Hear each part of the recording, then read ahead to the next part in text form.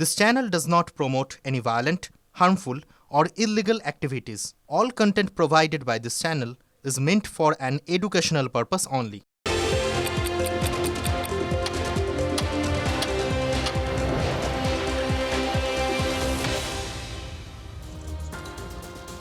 নমস্কার, টিভি9 বাংলায় আপনাদের স্বাগত জানাই। আমি শুভজিৎ রয়েছি আপনাদের সঙ্গে বিকেল 5টা মানে আপনারা জানেন পাঁচ কথা মানে এই মুহূর্তের গুরুত্বপূর্ণ খবরগুলো ঝাড়াই বাছাই করে সেই সমস্ত গুরুত্বপূর্ণ খবরের লেটেস্ট আপডেট আপনাদের সামনে তুলে ধরবো আজকের 5 কথায়। আমি শুভজিৎ।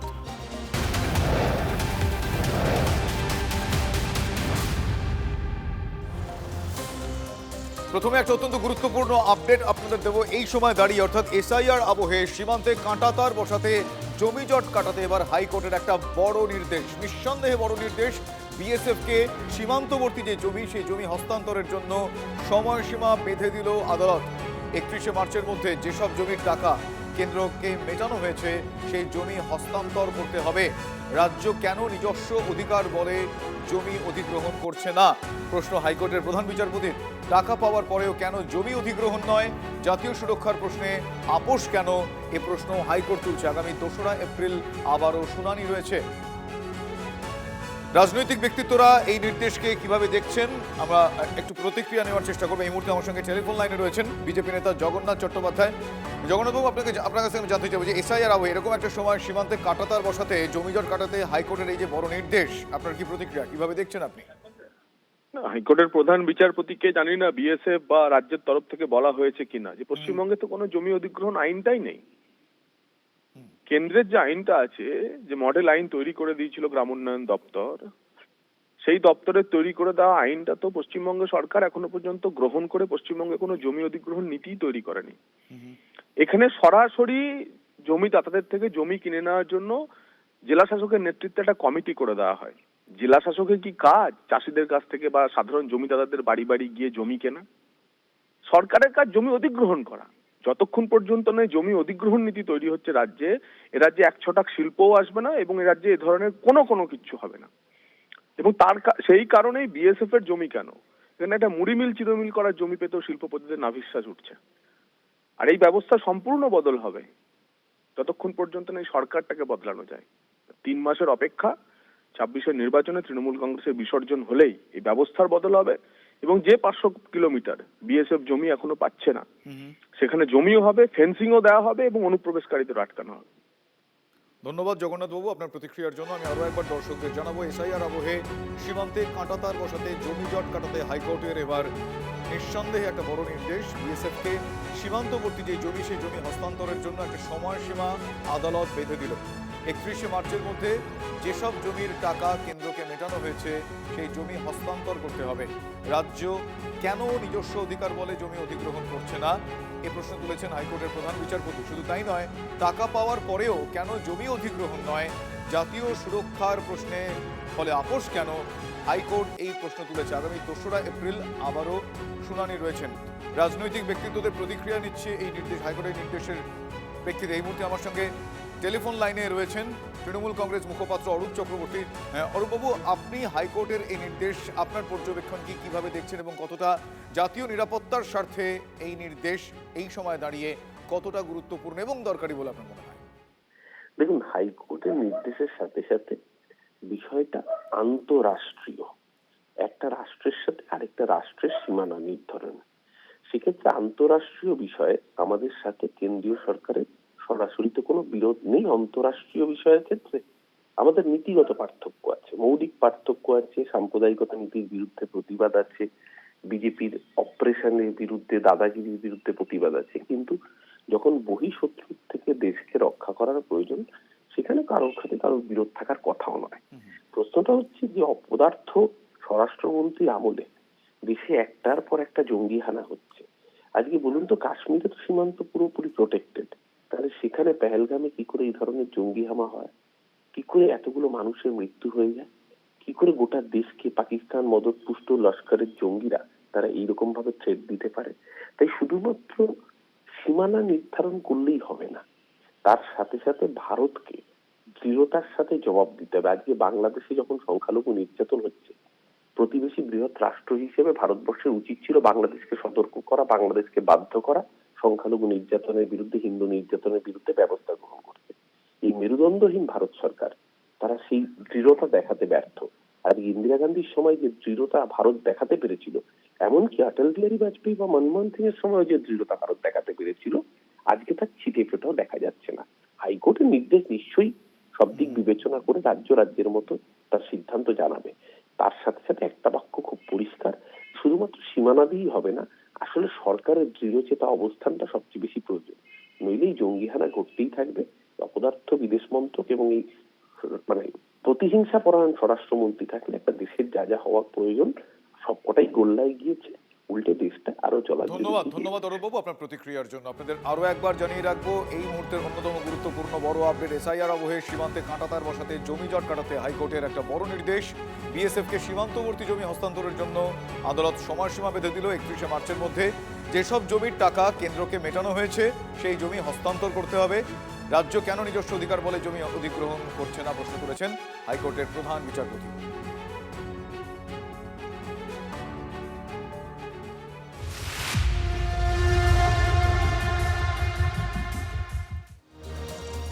এবার আনন্দপুরের নাজিরাবাদের দিকে নজর রাখবো। সেখানে গোডাউনে যে বিধ্বংসী আগুন, সেই এলাকা এই মুহূর্তে মৃত্যুপুরী। তার কারণ ধ্বংসস্তূপের মধ্যে ছড়িয়ে পড়ে রয়েছে পোড়ো হাড়ের টুকরো। এখনো পর্যন্ত ঝলসে 8 জনের মৃত্যু হয়েছে বলে জানা যাচ্ছে। এখনো পর্যন্ত 26 জন নিখোঁজ, এর মধ্যে 23 জন ডেকোরেটর কর্মী, 3 জন মোমো কারখানার কর্মী। 14 জনের নামে ইতিমধ্যেই নিখোঁজ ডায়েরি দায়ের হয়েছে। ঘটনাস্থল থেকে নমুনা সংগ্রহ করছে ফরেন্সিক টিম। 1.5 দিন পার হয়ে গিয়েছে, এখনো আনন্দপুরে নাজিরাবাদের গোডাউনের যে আগুন, সেই আগুন কিন্তু সম্পূর্ণরূপে নিয়ন্ত্রণে আসেনি। তার কারণ ধিকি ধিকি করে আগুন জ্বলছে গুদামের বিভিন্ন প্রান্তে, যাকে পকেট ফায়ার বলা হয়। সে পকেট ফায়ার দেখা যাচ্ছে, বাতাসে পোড়া গন্ধ, দাহ্য পদার্থ সেখানে মজুদ থাকায় আগুন দ্রুত ছড়িয়ে পড়ে তো বটেই, আগুন নিয়ন্ত্রণে আনতে যথেষ্টই বেগ পেতে হচ্ছে এখনো দমকল কর্মীদের। রবিবার গভীর রাতের ভয়াবহ আগুনে কার্যত শ্মশানে পরিণত হয়েছে গোডাউন দুটি। এই মুহূর্তে আমার সহকর্মী সুজয় রয়েছেন, আমি সুজয়ের কাছে যাবো। সুজয়, আমি জানতে চাইবো যে এখনো পর্যন্ত যা পরিস্থিতি, 1.5 দিন পার হয়ে গেল, মৃত্যুপুরী বললেও হয়তো কম বলা হবে, ভয়াবহ সেখানকার পরিস্থিতি, আগুন নেভাতে যথেষ্ট বেগ পেতে হচ্ছে, আমরা সবই বুঝলাম। কিন্তু এই মুহূর্তে এখনো পর্যন্ত নিখোঁজদের খোঁজে কি বন্দোবস্ত চলছে? কারণ 26 জন এখনো পর্যন্ত নিখোঁজ বলে আমরা জানতে পারছি।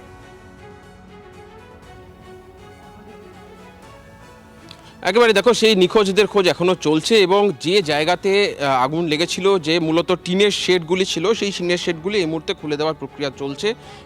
কলকাতা পুরসভা থেকে বিশেষ টিম এসছে, ডিসম্যান্টেল টিম, অর্থাৎ যারা মূলত এই ধ্বংসস্তূপ সরানোর কাজ করে, সেই ধ্বংসস্তূপ তারা সরানোর কাজে রয়েছে। তারা গ্যাস কাটার দিয়ে লোহার যে অংশ সেগুলো সরিয়ে নিচ্ছে। তার কারণ পুলিশের আশঙ্কা যে এই লোহার স্ট্রাকচারের নিচে এখনও কেউ থাকতে পারে এবং সেই কারণেই কিন্তু এখানে যে কাজ চলছে উদ্ধার কাজ, সেই উদ্ধার কাজটিকে এখন কিন্তু কলকাতা পুরসভার কর্মীরা করছেন। এবং তার পাশাপাশি পুলিশের তরফ থেকে যদিও এই জায়গাটিকে সম্পূর্ণভাবে ঘিরে রাখা হয়েছে যাতে উদ্ধার কাজের যে প্রক্রিয়া, সেই প্রক্রিয়ায় কোনো সমস্যা না হয়, সেই প্রক্রিয়াটির তার পাশাপাশি দমকলের কর্মীরা এখনও রয়েছেন।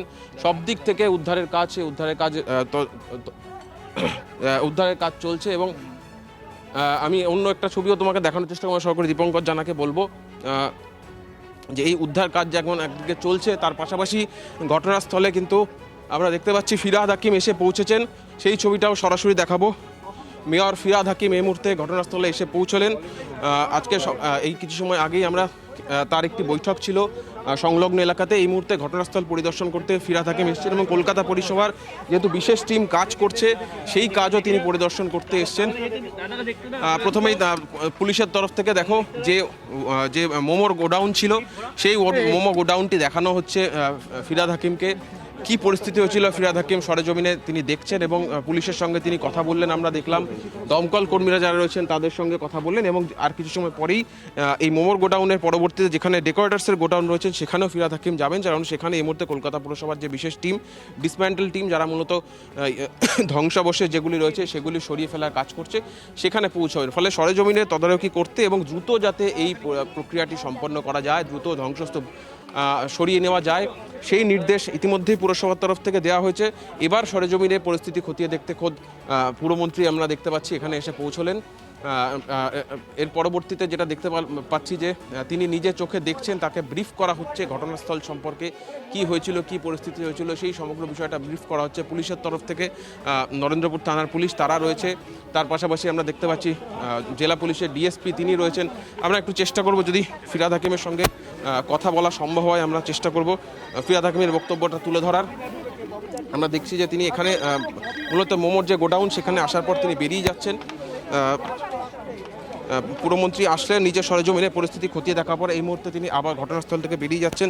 যদিও এখনও পর্যন্ত তিনি সংবাদ মাধ্যমের মুখোমুখি হননি বা কিছু জানাননি, কিন্তু আমরা চেষ্টা করছি তার বক্তব্যটা নেওয়ার, যে তিনি এসে কি দেখলেন বা এখনও পর্যন্ত কলকাতা পুরসভার টিম কতদূর কাজ এগোতে পেরেছে। তার কারণ ধ্বংসস্তূপের নিচে এখনও বেশ কয়েকজনের চাপা পড়ে থাকার আশঙ্কা রয়েছে, যদিও তাদের বেঁচে থাকার সম্ভাবনা ক্রমশ সময়ের সঙ্গে সঙ্গে ক্ষীণ হয়ে উঠছে।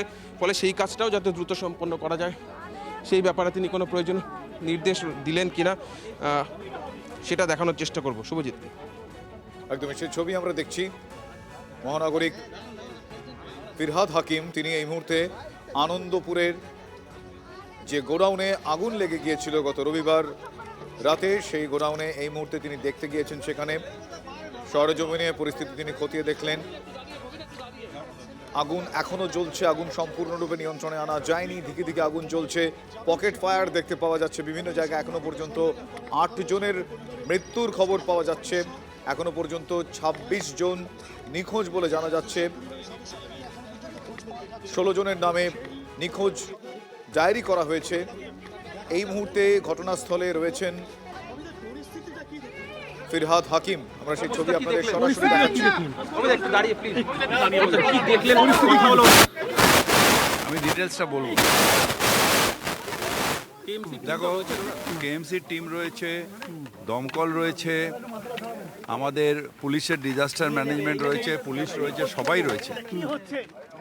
আগুনটা খুব ভয়াবহ লেগেছিল এবং পুলিশ এটা ইনভেস্টিগেট করছে। আমরা সবথেকে এটা ইম্পর্টেন্ট, মমতা ব্যানার্জি আমাকে পাঠিয়েছেন পরিবারগুলোর পাশে দাঁড়ানোর জন্য। যারা চলে গেছে তাদের ফিরে পাওয়া যাবে না, বা পুলিশ অ্যাসার্টেন করবে যে কত মানুষ নিখোঁজ। যেরকম 4 জনকে আজকে বোধহয় পাওয়া গেছে, দেশে চলে গেছিলেন। কিন্তু এরকম সত্যিকারের কতজন মানুষ সেটা পুলিশ অ্যাসার্টেন করবে। তাদের পাশে দাঁড়ানো, সেই পরিবারের পাশে দাঁড়ানোটা এখন খুব ইম্পর্টেন্ট। এই পরিবারের পাশে দাঁড়াবেন, কিন্তু এরকম ঘটনাটা ঘটলো কেন? জলা জমি ভরাট করে একাধিক এই কারখানা এখানে এটা 2006 সাল থেকে এটা চলছে। কিন্তু আপনারা রোধ করলেন না কেন? আমরা রোধ করলাম না কারণ কারো রুজি রুটি বন্ধ করলে তখন তুমি বলবে যে ব্যবসা বন্ধ করে দিলে ইন্ডাস্ট্রি বন্ধ করে কিন্তু দিল। এটা তো জলা জমি। এটা আমার জানা নেই যে জলা জলি কিনা। তুমি চেয়েছিলাম উত্তর দিলাম। আমার কাছে স্পেসিফিক কোনো প্ল্যান নেই, কোনো ম্যাপ নেই যে আমি কোনো জমিটাকে চিহ্নিত করব। আচ্ছা, ভয়াবহ আগুন লেগেছিল, পরিবারগুলোর পাশে দাঁড়ানোর জন্য মমতা ব্যানার্জি আমাকে পাঠিয়েছেন। কিভাবে পাশে দাঁড়াবেন? নিশ্চিতভাবে তাদের নিশ্চয়ই আর্থিক ক্ষতিপূরণ, সেটা পুলিশের সাথে আমি কথা বলবো। কথা বলে তাদের পাশে কিভাবে দাঁড়ানো যায় নিশ্চয়ই দাঁড়াবো, এবং সেটা আমি গিয়ে কথা বলে তোমাদের এখনই বলে দেবো। আর একটা বিষয়, জলাজমিগুলো যে ভরাট হচ্ছে এগুলোর ব্যাপারে কি জলাজমি এখন আর কোনো ভরাট হচ্ছে না, দখল হয়ে যাচ্ছে থেকে পরে? জলাজমি কোনো ভরাট হচ্ছে না। এখন হলে সেগুলো, যেরকম রিসেন্টলি তুমি জানো একটা পাঁচিল দিচ্ছিল, ভেঙে দেওয়া হয়েছে। যদিও এটা কর্পোরেশনের এখতিয়ারে নেয়, কিন্তু আমাদের যে এনভায়রনমেন্ট মিনিস্ট্রি আছে তারা অত্যন্ত স্ট্রিক্ট। এখন আমাদের খবর দিলেই আমরা এসে ভেঙে দিচ্ছি। এখন কিছু হচ্ছে না, এগুলো আগের 2006, 2000 সালের বা রামসে কনভেনশনের আগে। এবার কোনটা জলাজমি রামসে কনভেনশনের আগে সেটা আইডেন্টিফাই করাটা খুব কিন্তু পুরসভা পঞ্চায়েত দাদা এগুলো তো তাদের দায়িত্বের মধ্যে না না না না রামসে কনভেনশনে এনভায়রনমেন্ট, কিন্তু এই পৌরসভা যেগুলো আগে হয়ে গেছে বা যেগুলো অনেক দিন ধরে চলছে, এটা রামসে কনভেনশনের লিস্টটা, ম্যাপটা আমার কাছে নেই। তোমার কাছে থাকে, তুমি দেখাও নিজের টিভিতে। কার্যত ফিরহাদ হাকিমের কাছ থেকে জানতে চাওয়া হয়েছিল সরাসরি, তিনি না হলেও বাম আমলের দিকে যে তিনি দায় ঢেলছেন তা এক প্রকার স্পষ্ট। তিনি স্পষ্টতই জানছেন যে এই সমস্ত জলাভূমি ভরাট হয়েছিল সমস্তটাই 2006 সালে। পুরমন্ত্রীর কাছে জানতে চাওয়া হয়েছিল যে কেন তারা ক্ষমতায় আসার পর, অর্থাৎ তৃণমূল শাসনকালে কেন সেগুলি বন্ধ করা হলো না। সে সম্পর্কে কিন্তু তার বক্তব্য যে এগুলি সমস্তটাই আমার কাছে নেই। তার কারণ এমনভাবে আগুন লেগেছিল যে কতগুলো মিসিং ডায়েরি হয়েছে, তাদের অনেকে আবার 4 জনকে পাওয়া গেছে যারা দেশে চলে গেছে। সুতরাং এখন কতজন আছে, যতক্ষণ না ফরেন্সিক হয়, ডিএনএ হয়, ততক্ষণ বলা খুব মুশকিল। এটার ব্যাপারে পুলিশ আছেন, আমাদের এই রিপোর্টটা আসলেই আপনাদের সামনে বলবো। এফআইআর তো হয়েছে, নিশ্চিতভাবে এফআইআর কি করা হবে, গ্রেফতার হয়েছে, কি ব্যবস্থা না হবে, এফআইআরও হয়েছে, গ্রেফতারও হয়েছে, এবং পুলিশ এটা খুব স্ট্রিক্টলি কাকে গ্রেফতার করা হলো? এটা ভাই আমি পঞ্চায়েতের নজরদারি কি এড়িয়ে গিয়েছিল দাদা? না আমি বলছি তোমার নজরদারি কেন করেনি? তুমি ঘটনার পরে এসছো, তো আগে একটা দুটো ফ্যাক্টরি দেখাও না যেখানে এরকম গাফিলতি আছে। প্রেসও তো আমার বন্ধু, তো শুধু আমি ওর ওপর ডিপেন্ড করেন, প্রেসের ওপরও ডিপেন্ড করে আছি। তুমি দেখাও যে কোথায় কোথায় নজরদারি এড়িয়ে এরকম ফ্যাক্টরি চলছে, তাহলে নিশ্চিতভাবে অ্যাকশন নেব, পুরসভা ব্যবস্থা নেবে নিশ্চয়ই। হ্যাঁ, এটা পঞ্চায়েত। পর্যন্ত 11 জনের খোঁজ পাওয়া যায়। হ্যাঁ, এগুলোকে কাউন্টার এগুলোকে এনকোয়ারি করতে হবে। তারপর এখানে যা অবস্থা আছে এগুলোকে পাঠানো হচ্ছে ফরেন্সিকে। এদের ফরেন্সিক টেস্ট, ডিএনএ টেস্ট না করা পর্যন্ত, কোর্টের অর্ডার না আসা পর্যন্ত এটা আমরা করা যায় না। সেটা পুলিশ ব্যবস্থা করছে, এবং আপনাদের একটাই নিয়ে অ্যাসিওর করছি, ল ইজ ফর এভরিওয়ান, আর আইনের পথে চলবে। কিন্তু স্যার আপনার আসতে এত সময় কেন লাগলো? আমার আমরা দেখলাম যে আগে- দুদিন ধরে আগুন জ্বললো। এর আগে অনেকে এসছে। এটা আমার পুরো মিনিস্ট্রিতে প্রথম দিন অরূপ বিশ্বাস এসছে, তারপর সুজিত বোস কিন্তু আপনি তো মেয়র। এটা মেয়র এলাকা না, আপনাদের এইটাই সমস্যা। আর প্লাস যে জানেনই না যে কোনটা এলাকা কার। এখানে না, আপনি তো পুরো এবং নগর উন্নয়ন মন্ত্রী, এটা পুরো এলাকাও না, এটা পৌর এলাকাও না, ক্যালকাটা কর্পোরেশনও না, কিন্তু মমতা ব্যানার্জি আমায় পাঠিয়েছেন, আমি এসেছি। কিন্তু মমতা বন্দ্যোপাধ্যায় তো অন্য অনেক জায়গায় ছুটে যান, সেক্ষেত্রে এখানে এতগুলো মানুষ- দেখো, কার্যত ফিরহাদ হাকিম রাজ্যের পুরমন্ত্রী, কলকাতা পুরসভার মেয়র তিনি কিন্তু কোনো দায় নিজের ঘাড়ে রাখলেন না। এমনকি বর্তমান সরকার অর্থাৎ তৃণমূল সরকারের ঘাড়েও যাতে দায় না চাপে সেই বিষয়টি কিন্তু খুব সুকৌশলে এড়িয়ে গেলেন। সমস্তটাই বাম আমলের দিকে তিনি ঠেলে দিলেন যে 2006 সালে এই ঘটনা হয়েছে, এমনকি এই ধরনের বেআইনি কারবার চলছে সেটা নিয়ে তিনি সংবাদ মাধ্যমকেও দুষছেন যে সংবাদ মাধ্যম কেন এই বিষয়গুলি সামনে তুলে ধরেনি। সেগুলো যদি তুলে ধরা হয় তাহলে এর পরবর্তীতে পুরসভার তরফ থেকে ব্যবস্থা নেওয়া হবে তেমনই আশ্বাস দিলেন। ফলে সব ক্ষেত্রে যেহেতু তার পুরসভা এলাকার মধ্যে পড়ে না, পঞ্চায়েতের মধ্যে পড়ে, কারো দায় এবং এই জায়গার সঠিক ম্যাপ তার কাছে নেই সেটাও তিনি জানান। কিন্তু একজন মন্ত্রী, রাজ্যের মন্ত্রী, পুরমন্ত্রী, তার কাছে এই সংক্রান্ত তথ্য নেই, বা তিনি তাহলে কি তার সরকারের যারা দায়িত্বে রয়েছেন, যারা যে সমস্ত অফিসাররা, তাদের কাছ থেকে কি সেই সমস্ত তথ্য সংগ্রহ করে কোনো ব্যবস্থা নিতে পারেন না? একাধিক প্রশ্ন কিন্তু তিনি এড়িয়ে গেল। তিনি বললেন মুখ্যমন্ত্রীর নির্দেশে তিনি এসছেন, মুখ্যমন্ত্রীর নির্দেশে আসার পর তিনি পরিবারের সদস্যদের সঙ্গে কথা বলবেন, পরিবারের সদস্যদের পাশে থাকার আশ্বাস একদম স্পষ্টতেই। আর্থিক ক্ষতিপূরণের কথা জানালেন যে আর্থিক ক্ষতিপূরণ প্রশাসনের তরফ থেকে আর্থিক ক্ষতিপূরণের ব্যবস্থা করা হবে, সেই আশ্বাসও দিলেন রাজ্যের পুরমন্ত্রী ফিরহাদ হাকিম। বেশ, ধন্যবাদ সুজয়। আমরা দেখলাম এই মুহূর্তে ঘটনাস্থলে গিয়েছিলেন পুর নগর উন্নয়ন মন্ত্রী তথা মহানাগরিক ফিরহাদ হাকিম। আর এই মুহূর্তে যে ছবিটা আপনাদের দেখাচ্ছি সেখানে অগ্নিকাণ্ডের পরবর্তীকালীন ছবি আপনারা দেখছেন। এখনো বেশ কিছু জায়গায় গোডাউনের, নাজিরাবাদের এই গোডাউনের বেশ কিছু জায়গায় দিকে দিকে আগুন জ্বলছে। আবারও আনন্দপুরের খবর আপনাদের সামনে তুলে ধরবো, কারণ আনন্দপুরে যে অগ্নিকাণ্ডের ঘটনা সেখানে ক্ষোভের আগুন বাড়ছে। তার কারণ 8 জনের দেহ উদ্ধার হয়েছে, 26 জন এখনো নিখোঁজ। কি পরিস্থিতিতে নিখোঁজ ব্যক্তিরা আছেন সেটা জানতে চেয়ে নরেন্দ্রপুর থানার সামনে পরিজনদের বিক্ষোভ। দেখুন সেই ছবি।